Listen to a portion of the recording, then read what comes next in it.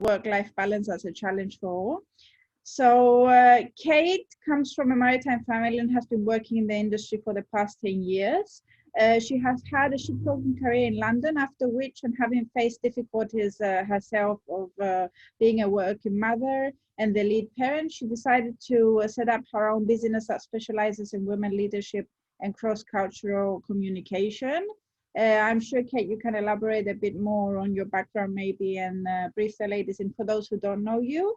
We're very pleased to have us with us today. I've personally participated in quite a few of her speeches, which are always very insightful. So Kate, the platform goes to you. And ladies, I hope that you enjoy another of the WISTA UK webinars held today. Thank you, Gina. Hi ladies, good morning and welcome to our webinar. So today we will be talking about finding the right work-life balance. And I know that there are a lot of webinars and lots of advice out there telling you what to do and how you should be doing it. But the thing is that this is not sustainable. And this webinar will not have this form. It won't be an advice or the right answer for you. What we will do is help you find the right structure that works for you, your life, and your circumstances, because there's no right answer that will fit every single one of us. So thank you for joining us today, and let's start. I will be sharing my screen. So as Gina said, if you have any questions, please feel free to write it in the chat box, and I will make sure that I will answer it either during the webinar or at the end of it. So give me just a second to share my screen.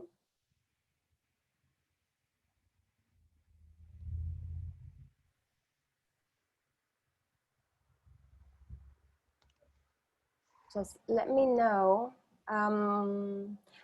if you can see my screen or myself.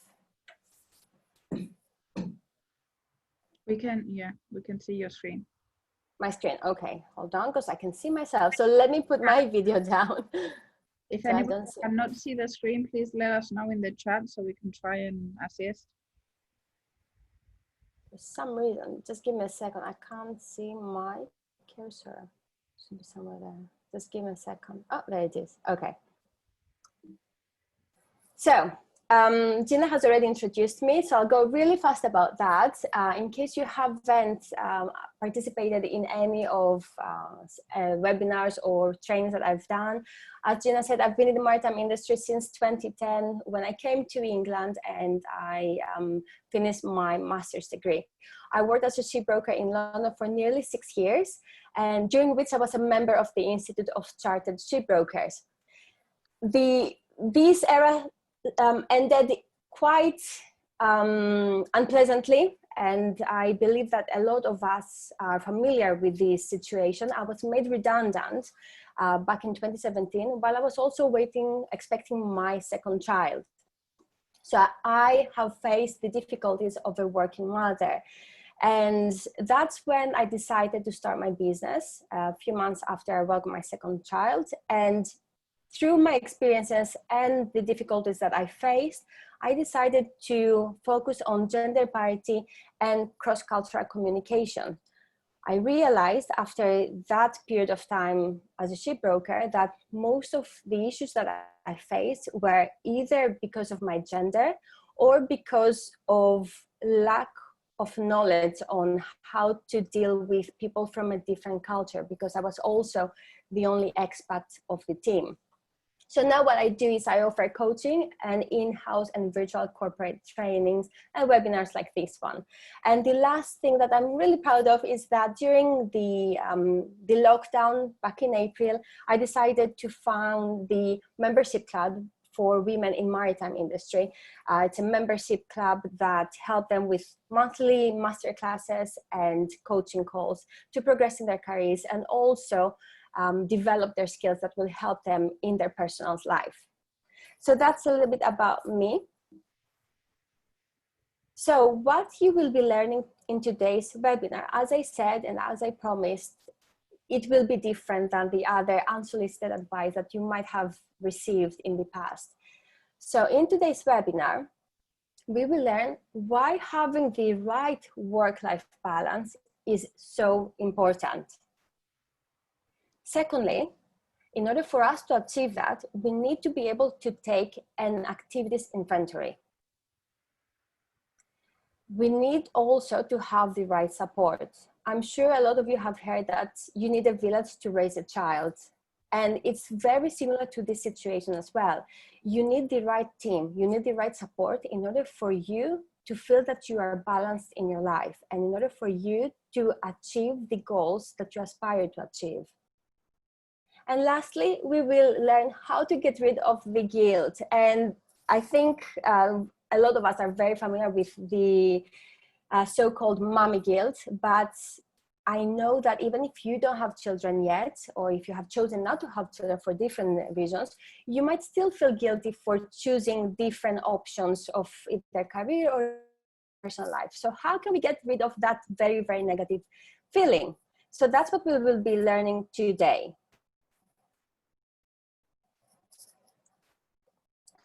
So let's start with why it's so important to have the right work-life balance. Having the right work-life balance for your circumstances will allow you to constantly pursue your goals and achieve success. Now, this is highly personalized. So your goals look different than mine, and your version of success might be completely different to mine. And that's why we always say that having the right work-life balance should be the right one for you, your aspirations, and your circumstances.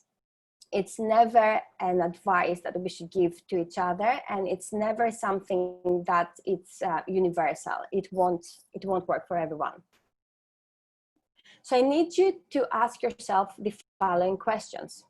How do you measure your life?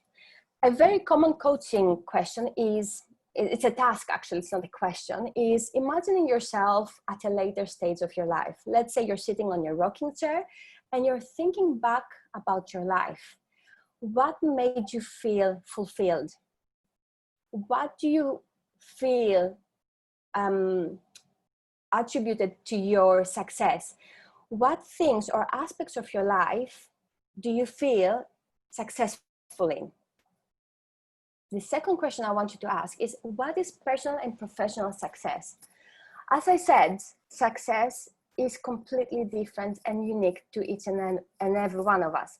So if you think about your personal life, what would you feel would make it successful?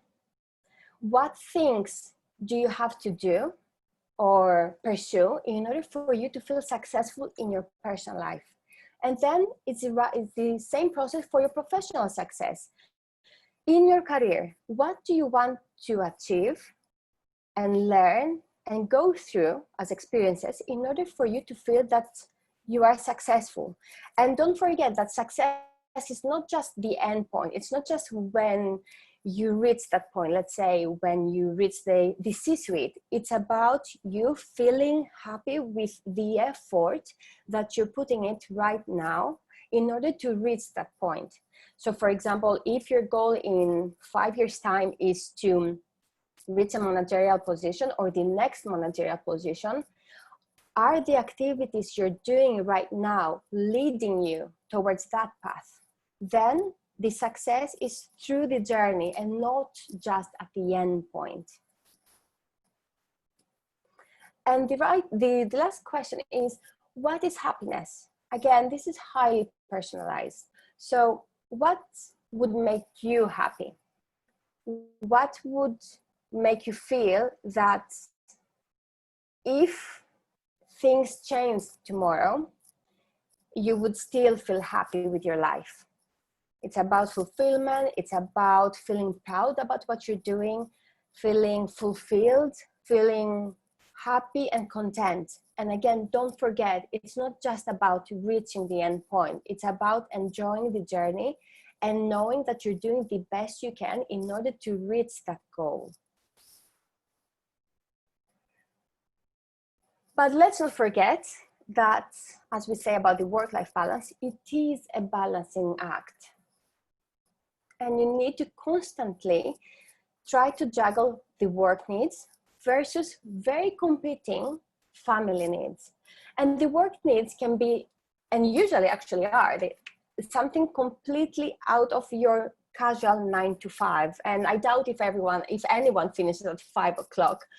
And you have to take into consideration your work needs, your commuting, any effort or activity that goes towards you fulfilling your work responsibilities. So for example, you're commuting in the morning and in the evening when you come back home. Any, let's say, food preparation in case you're taking your lunch with you. Anything that might involve, let's say, you being on call or you checking your emails during the evening, during the weekend, or any other day that you're not in the office. So these are work needs that you need to fulfill in order for you to progress in your career. The issue with work-life balance, and that's where people struggle, is that they very often compete with family needs that are very important at the same time. So for example, family needs might be your own personal responsibilities. Let's say that you are a member of your community. Maybe you are leading your religious community, or maybe you have a hobby or you're volunteering somewhere. So these are your personal needs. It doesn't have to be, when we say family needs, it doesn't have to be you with your children or with your parents. It's about yourself, your personal space, and your personal time. So all these activities and all these responsibilities that you have when you wear different hats, and that's when you have different, let's say, personas, they are competing with each other, because we all have 24 hours in a day. And I know you've heard it a million times, and it is the truth, unfortunately. So I want you to understand from the very beginning that it's not about dividing your time 50% for your work and 50% for your family.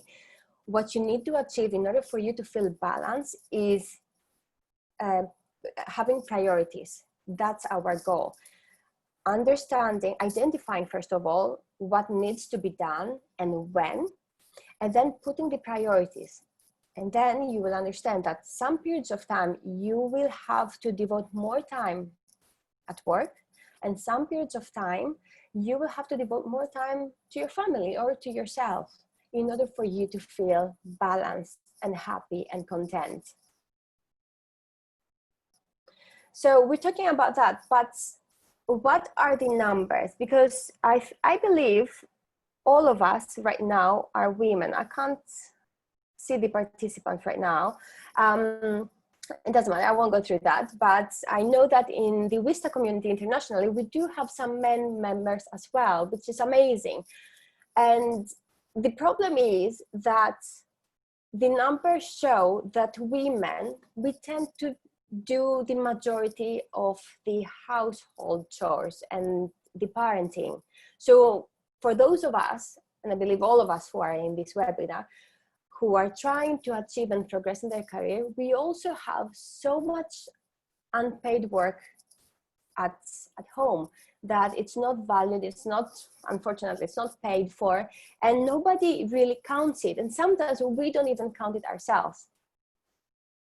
So the ILO, the International Labour Organization, had a report back in 2018, and it said that globally, women perform 76.2% of total hours of unpaid care work, more than 3 times as much as men.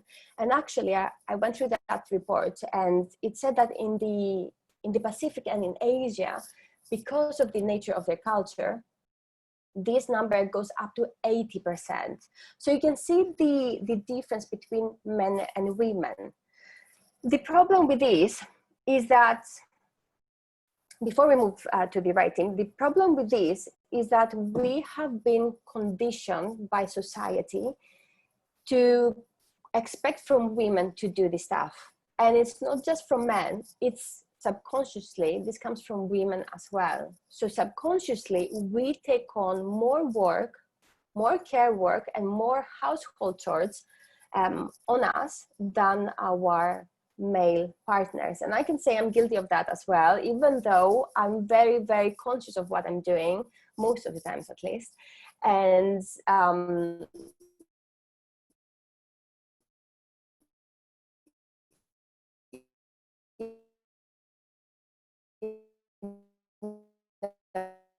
sometimes you see someone that you believe that they have everything right. I know for sure that sometimes I take up on me more unpaid care work, let's say, for my children than my husband does. And unfortunately, that's how we have been raised to do. So as I said earlier, in order for us to be successful and to have the work-life balance that we aspire to have, we have to have the right team. So in order for us to do that, we need to identify the responsibilities. So think about all the responsibilities that you have at work, at home, for yourself, and for your family and the people that you care for.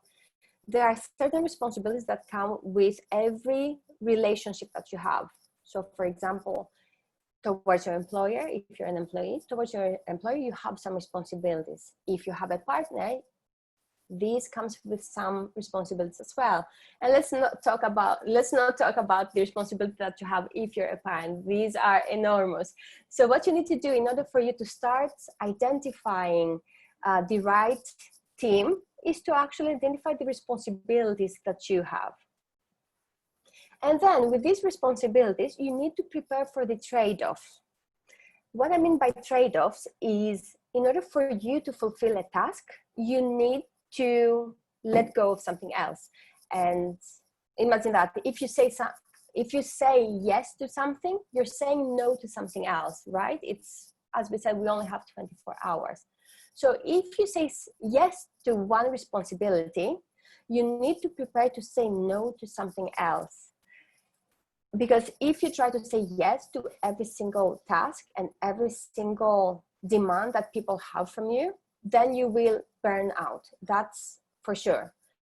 And in order for you to prevent that, you need to do this priority list. Like, what are you willing to invest your time and your energy in, and what you're willing to let go of. Once you identify that right support team, it's very important to have an open and honest discussion with them. And it's actually it's advisable to have it quite often, because circumstances change and demands might change. So if you're supporting, for example, is your partner, and let's say your mother or your mother-in-law, it's good to have a discussion about what needs to be done and who needs to do what. And making sure that every single member of this support team, including yourself, let's not forget about that, including yourself, is happy with the arrangements. If people are not happy with the arrangements, there will be friction inside the relationship. So we want to avoid that. Open, honest, and often discussions with these members of your support team is very important for you to be able to achieve your goals and your work-life balance. So we have the workbook. Before we go through that, I want to just check the chat box and see if there's anything. I can send notifications. Just give me 1 second to see if I can answer any question for you. So Leon says, you can see both the slides and myself.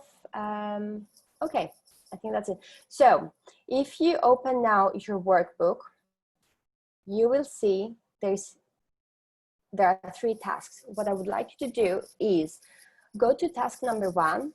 There are a few questions for you. I'll give you, let's say, let me just check the time. Let's say 5 minutes for you to go through the task number 1, and then you can leave task number 2 for later when you have some more time, because there are a few more questions there that need a bit more brainstorming. So go now to your workbook for task number 1, and I will come back in 5 minutes. If you are done, just let me know so we can resume a bit earlier than that.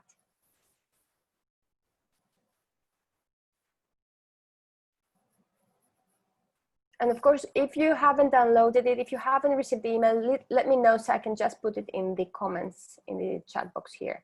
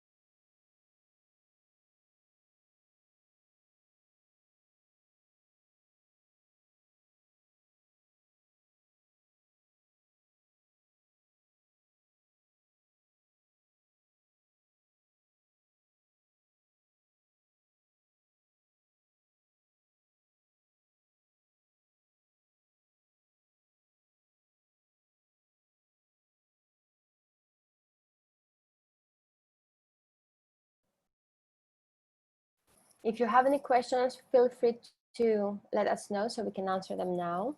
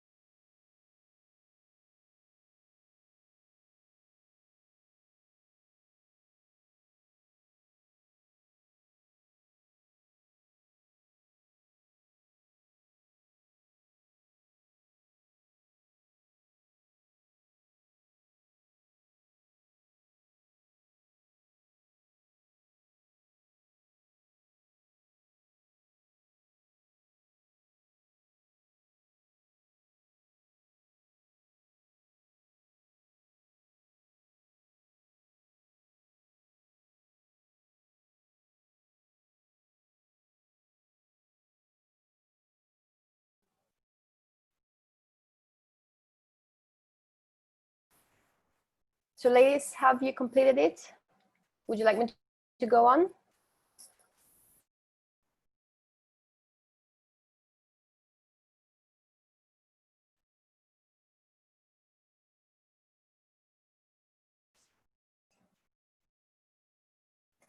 All right, let me just do this. Okay, so as I said, task number 2 is for later, as it's a little bit bigger and it's a bit more brainstorming from your side, but it will help you determine what tasks you want to do, what responsibilities you have at the moment, and whether you have the right team right now.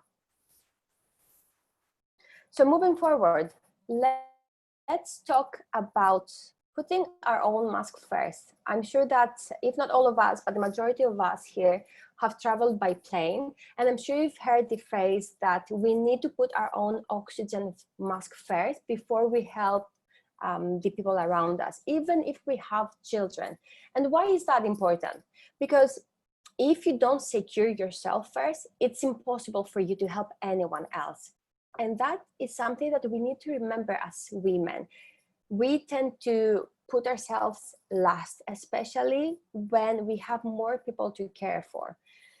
So we suffer from the so-called mental load that for some reason men don't suffer from. At least the men that I know, they don't even understand what this is, and it can get so annoying because we try to explain to them and they just think that we're overreacting, and it's not.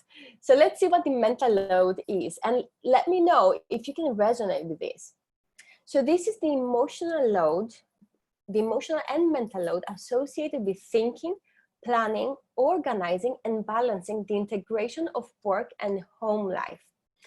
Now, think about how many times have you said and promised yourself that you're not going to do anything for the day and you're taking a day off, but mentally you're thinking about all the things that need to be done. And this can be something at work, this can be something at home, let's say the laundry, which is so annoying, it never ends. But how many times do you spend your day physically resting, or so it seems, but mentally trying to make a list of all the things that you need to plan, organize, and do in order for you to, I don't know, take another day off a week later? This mental load is really exhausting because it never ends, and you need to be consciously aware of the fact that you're doing it. First of all, that you have this mental list that you're crossing off,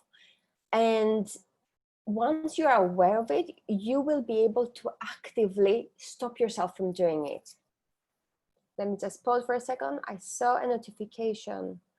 Gina, for some reason I can't access it. The notification popped up that there was something in the chat box. So if there's any question, if you don't mind letting me know, maybe it's because I'm sharing my screen right now. Kate, it was just I'm sure doesn't have the workbook. If you could send the link through on the chat. Yes, give me a second because I'm having difficulties accessing the chat. I have the pop-up messages, but I don't have access to it. Give me a second. More, okay. I think I can do it now. I'm just saying that. Okay, give me a second, Amsha. I'll do it right now.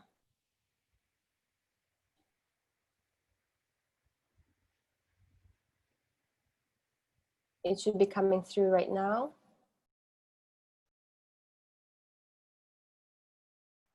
Okay, you should have it by now. Thanks, Gina.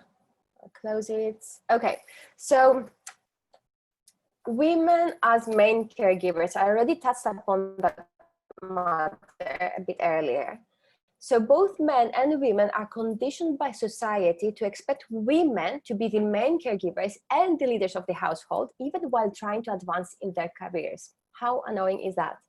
Unfortunately, most of us believe that it's a woman's job to take care of the kids, to take care of the elders, to cook, to tidy up the house. And whether we admit it or not, this is the way we have been raised, not just by our parents, but by the whole environment, the whole society. You can think about your childhood on the chores that might have been delegated to yourself or to any, if you had any brothers and sisters, and whether most house chores were delegated to you and the, let's say, the girls. Unfortunately, this goes to our subconscious mind, and we carry these beliefs during our whole life. So I'll give you an example. Again, you might be familiar with that. At work, we have these office houseworks, right? And let's say who makes the coffee, or who tidies up the kitchen if there is any, who tidies up the mugs and the plates from lunchtime. In most cases, women will do these chores.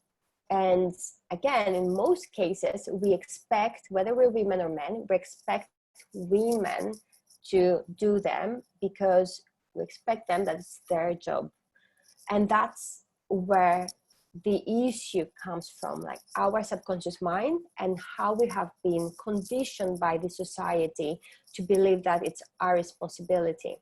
And another thing that women suffer from is that we are not vocal about our needs. We won't say that we need help. And that's where work-life balance can be lost a little bit, because we might see that we have a lot on our plate, but we hesitate to ask for help.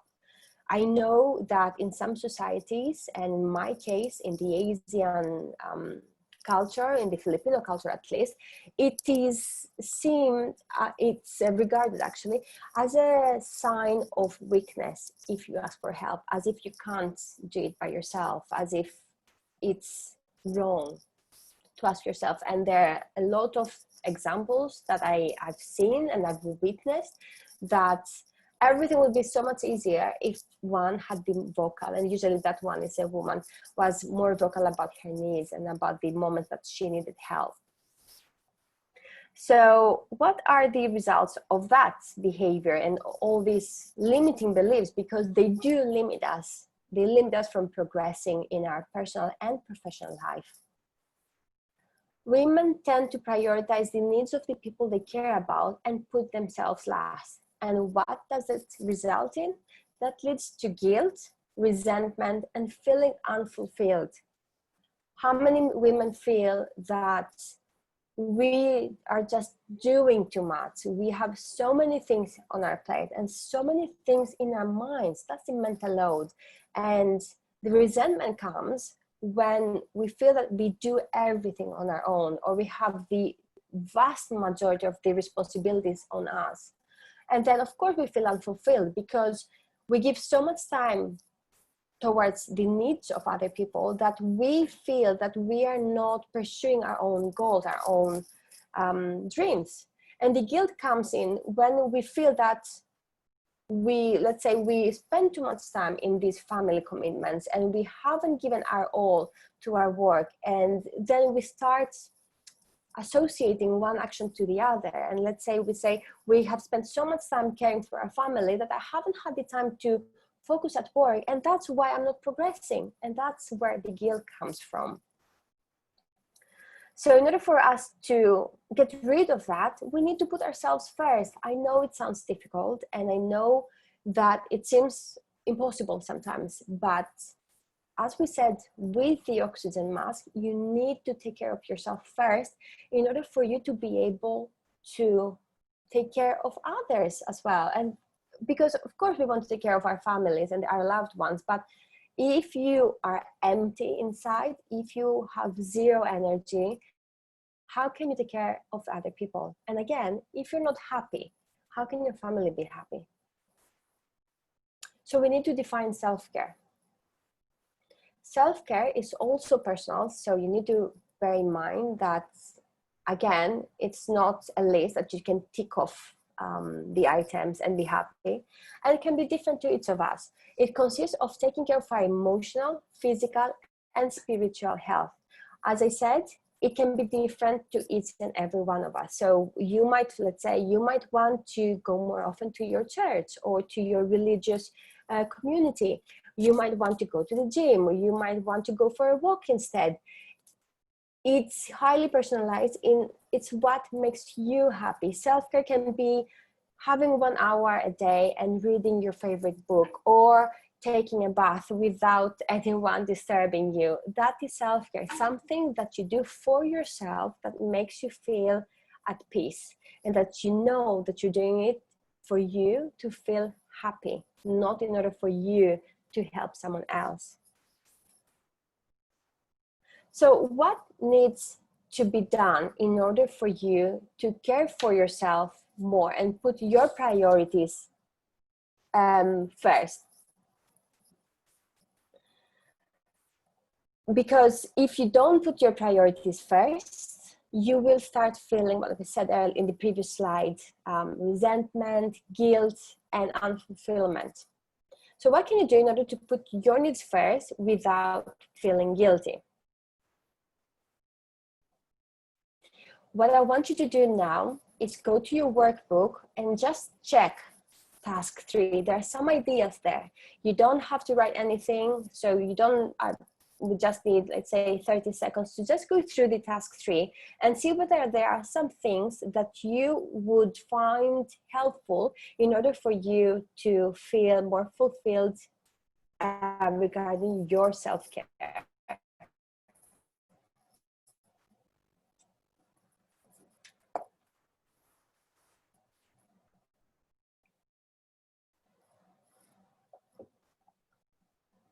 So there, in that task, I've written down some things that might help you or might trigger some ideas for yourself. And for example, your self-care might be a walk without anyone, or walking your dog, or actually walking with your loved ones, because you might be feeling that you have been devoting too much time at work and too much time on your phone, that you are taking away time from, let's say, your partner or your children or even your parents. So you will define what needs to be done in order for you to feel that you are fulfilling your own personal needs. So let's talk about how we're getting rid of the guilt, because guilt can be inside us about literally anything. You can feel guilty of not spending too much time with your partner. You can feel guilty about not spending too much time at work, or not spending too much time with your children, or the opposite of spending too much time with some of them. So let's see, how can we get rid of guilt? So the first strategy I want you to use straight away is to compare the objective truth versus your inner negative dialogue. We can be our own harshest critics, and we can be very, very harsh on ourselves. And things that you would, let's say, let go if someone else did them, and you would forgive them. If you did them, you are just punishing yourself by always think about that event or feeling, and punishing yourself by thinking what you should have done differently. So what I want you to do is compare the objective truth. Take like a helicopter view of the situation. Remove yourself out of the situation and out of this emotional state, and see the situation objectively as it is. And I want you to identify whether the guilt you're feeling is actually true, and it's actually pushing you towards a direction that needs correction, let's say. And again, an example is, you might really be spending too much time at work unnecessarily, and then taking it away from your personal time. So if that's the reality, then yes, take some action and fix it in order for you to find a more balanced structure in your day and in your life. But if you see that the objective truth is that actually this is what is needed to be done now, and I'm doing my best in order to fulfill both my professional and my professional goals, then you need to just accept it. Again, it's because we said it's about priorities. So comparing the objective truth versus your inner negative dialogue. The second strategy is evaluate your benchmarks of comparison. What I mean by that is, you might be comparing yourself and your progress or your success or even lack of success against someone else who most probably is in a different situation. So let's say you feel that you haven't reached the amount of success of another person, and you feel that you should have done it by now. But I need you to think and to see whether you're comparing apples with apples, because almost certainly they have a different situation than yours. And I'll share an example from my life with that. I very often feel that I could have done more. I'm working on this feeling, so I can't say that it's what I'm feeling right now, but very recently, I used to feel that I should have reached a certain stage in my career at this age, and all these stories that we create in our heads, because I was comparing myself with other women who have gone towards the self-employment route and have achieved something different than my achievements. But when I am being realistic, I can see the differences. For example, I used to be completely on my own, and my husband used to work in the evenings and in the weekends because he was in the hospitality industry in London. So we didn't have any family to help us. So I had to do everything in my business on my own, while my children were 3-4 hours at nursery in the morning, and the rest of the day I was a mom. So it was quite impossible for me to just keep the same, not progress, but the same, let's say, schedule, the same daily schedule with other women who might either have help around their children or might not have either children of their own. So you need to evaluate your benchmarks of comparisons. Very often what we do is we compare apples to pears. I don't know if that makes any sense. I know it does in Greek, but I'm sure you get the meaning of it. So are you comparing yourself to someone else who has a completely different situation? If yes, then I need you to stop it, and you will see that you're just being too harsh on yourself. Third strategy, I want you to have frequent discussions with your partners. And what I want to say is, if you have a partner, whether that's a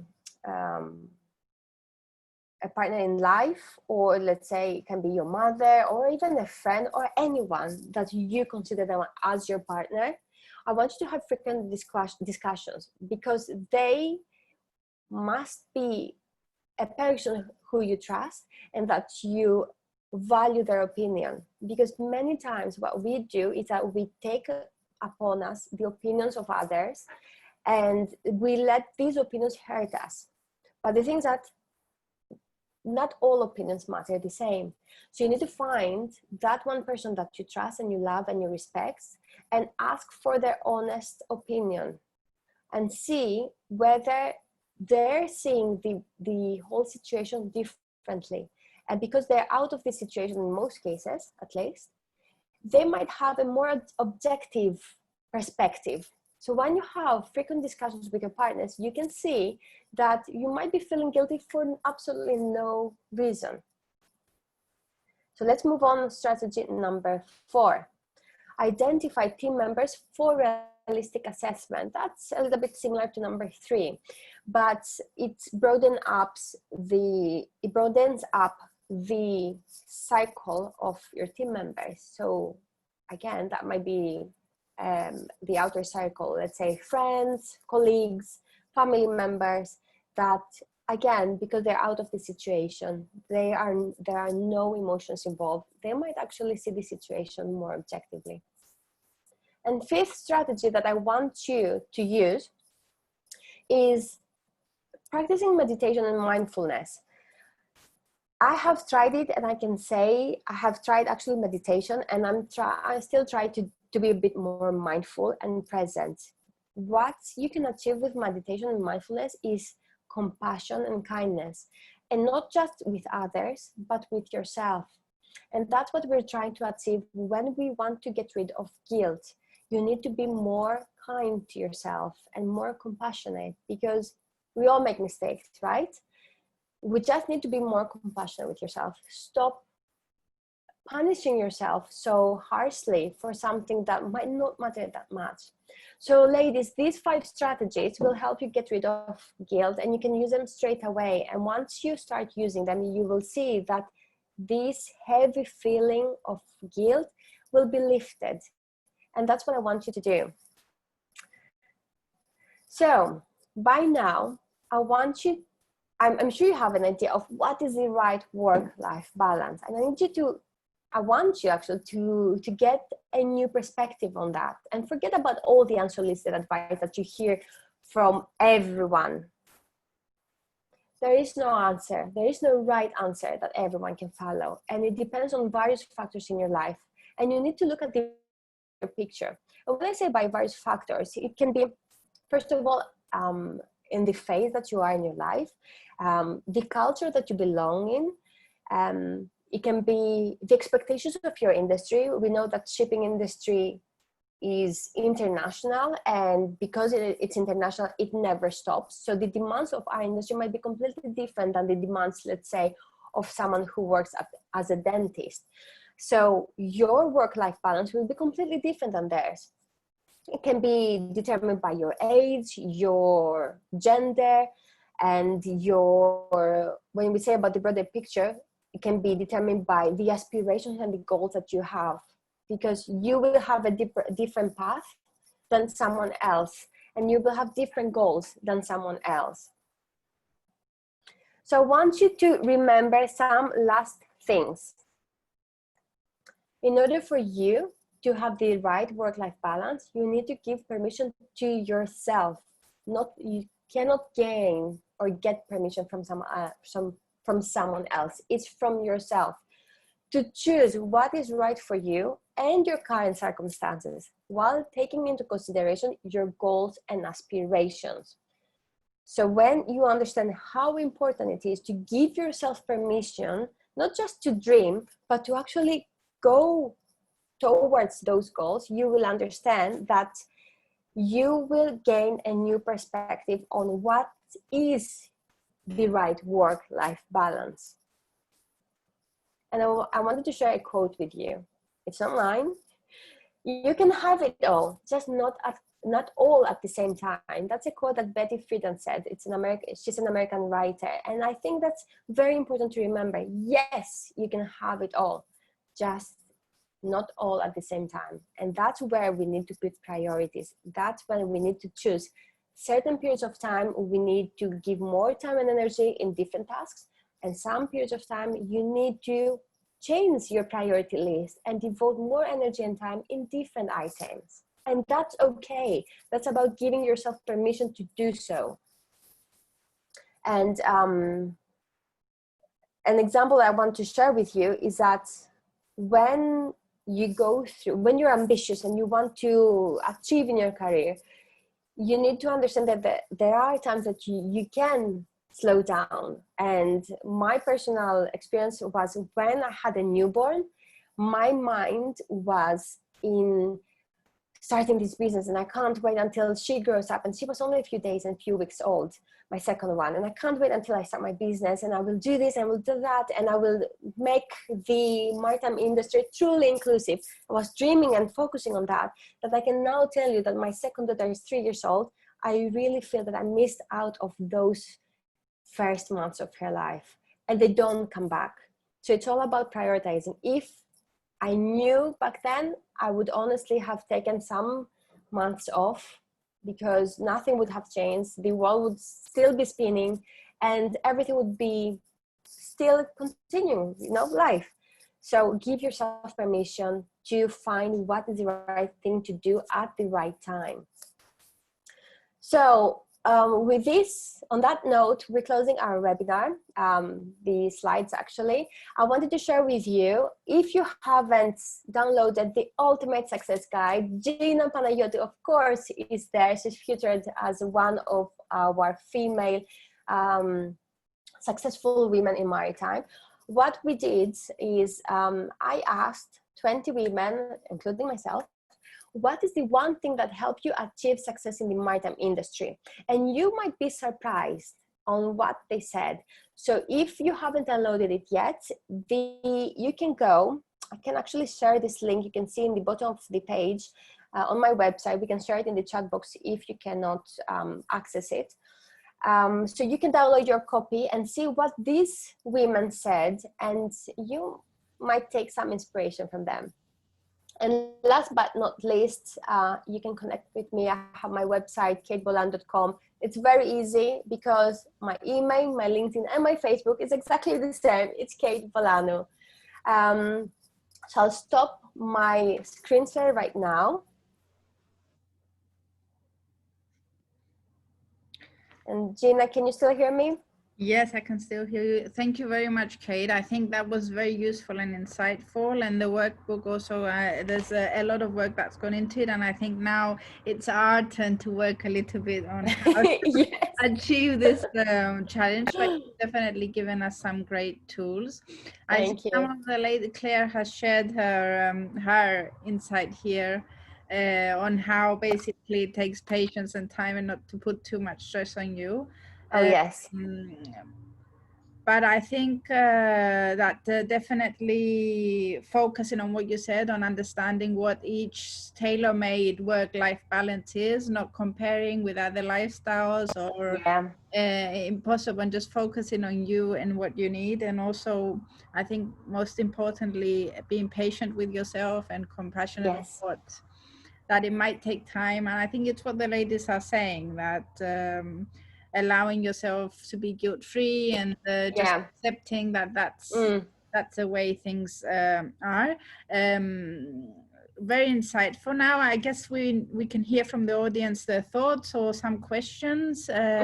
Just a quick note on what on Kate's amazing success guide. It's a great download. It's you can download it for free from her website, but we will also be sending it to all WISTA UK members after the seminar.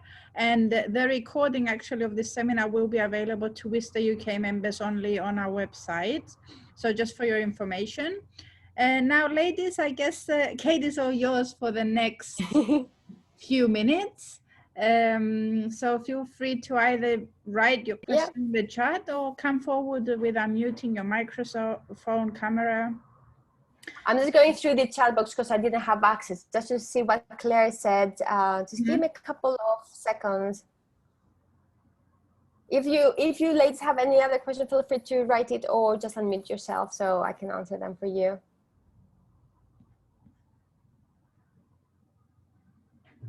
Wow, Claire seemed very busy, I must say. She had to juggle multitask and negotiate like a pro. Yes. Balance was not an option. It was a myth in those early years. Yeah. I think it was due to the expectations.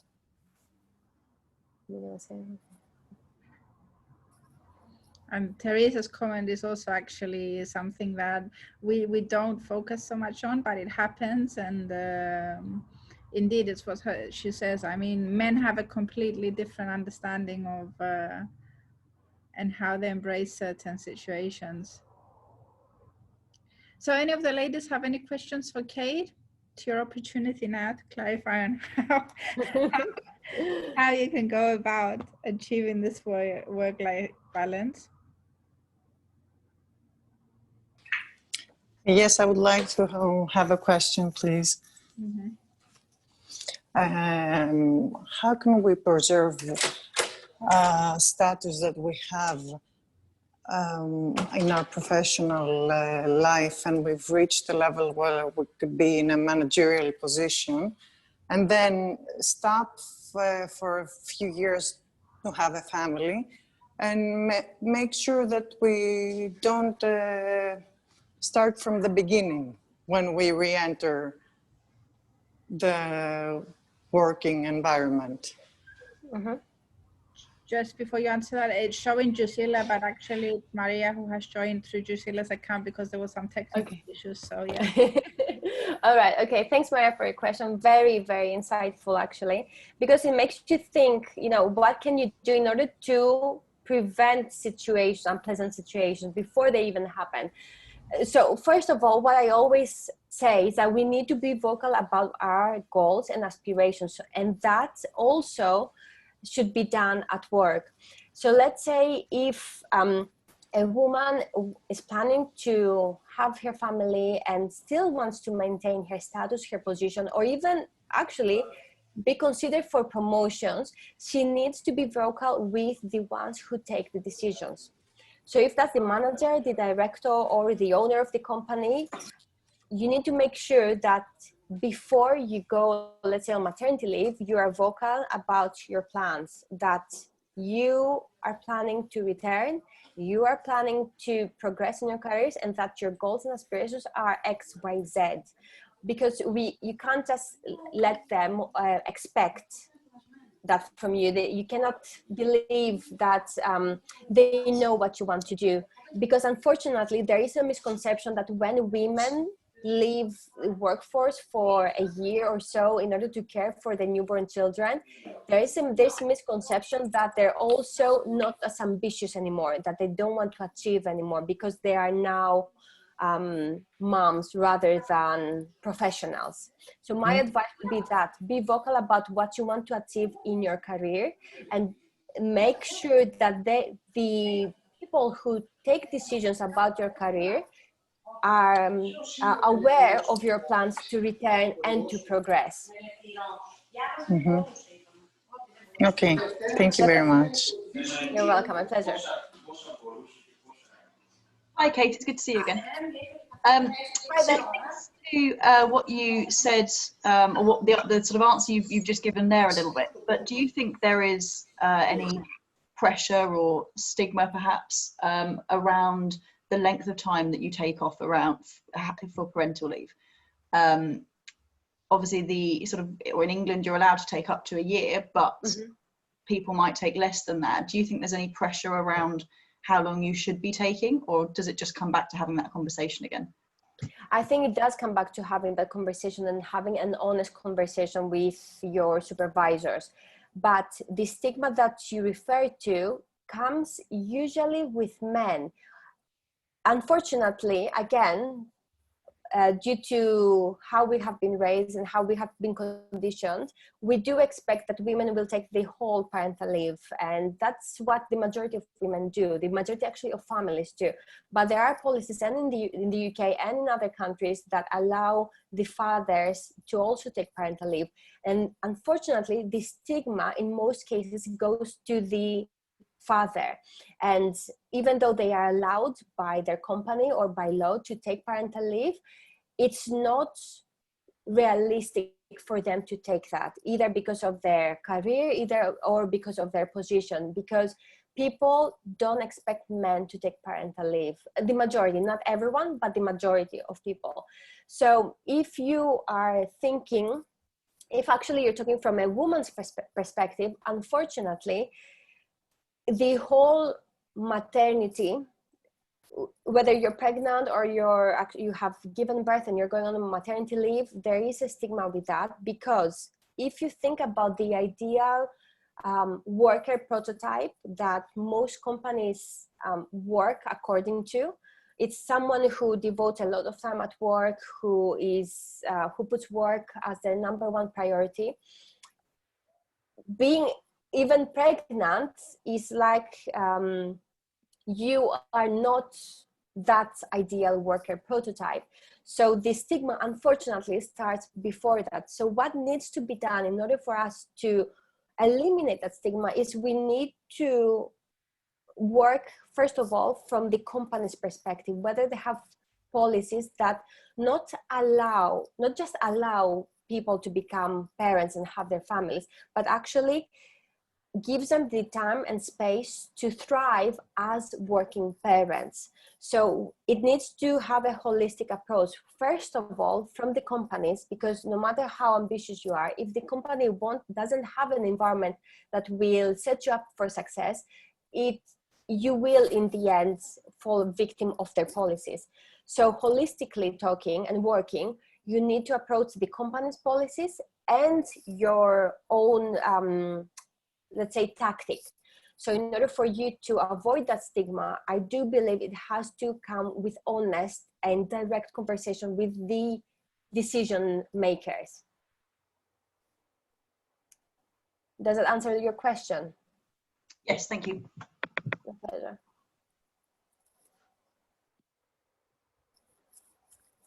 Any other lady that would want?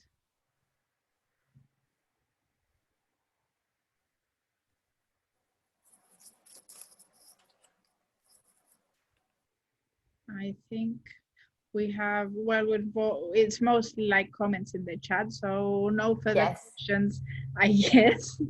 I think now it's up to us, basically. I'll take a picture of our event. So yeah, I think it's the takeaways from today for sure, and trying to apply them to the best possible. I mean, as the ladies mentioned, you can't achieve perfection, but no, for sure, giving yourself permission and allowing yourself to devote yourself and your time and energy to different things at different times, and you need to set these expectations. And again, something very important, it's okay to ask for help. It's okay to say, you know what, actually right now I'm drowning. It's nothing to be ashamed of. It's happening to me right now, actually. And I was telling Gina before we went live that it is a struggle. This move is not easy. And I am trying to ask for help, and I'm trying to slow down. So I want you to understand it's okay to ask for help, and it's okay to say, you know what, I'm dropping the balls now, because if you're juggling too many balls at the same time, it will happen. It's only natural, and you need to take care of yourself in order for you to be able to be present in your personal life and your career. Yeah, and I think having said that, because it was our discussion before we officially opened the platform to the attendees, is that sometimes you also have to remind yourself of this thing, that even though it's common sense, you know, actually sit down and focus and spend the time to put even the simplest things in action. Yeah, and I think what really, and I do that, so I'm guilty, and I try not to do it, and I push myself so hard. What we tend to do is, when we have very long to-do lists, is that we put our heads down and we do all the time without taking a step back, which is so much needed. Not only when you are, let's say, building a strategy for work, but even for your personal life. Take a step back, just pause, take a deep breath, and see what needs to be done and what not. What do you want to achieve, let's say, in 3 months' time, in 6 months' time, in 1 year? Are you doing the activities that will lead you there, or are you consumed with daily stuff that will take up your energy and time, that actually will lead you to burnout? And honestly, this is something I need to remind myself, because I feel, you know, it's this mental load in my head all the time. I need to do this, I need to do that. And then in the end, I'm like, I can't do anything in the proper way, because I'm doing so many things at the same time. So take a step back and think, are you doing the right activities? Indeed. I think that I'll leave it on that very useful closing tip. And as Nicola just wrote, there's a lot to think about. So take a few minutes, I think, after the seminar, just for yourself, and put some thought now before you forget, because I think we all more or less resonate, or at some point have resonated with exactly what you're saying. Thank you very much, Kate, for this amazing webinar and your insight. It's always a pleasure to hear you speak and share your knowledge with us. Thank you so much for having me.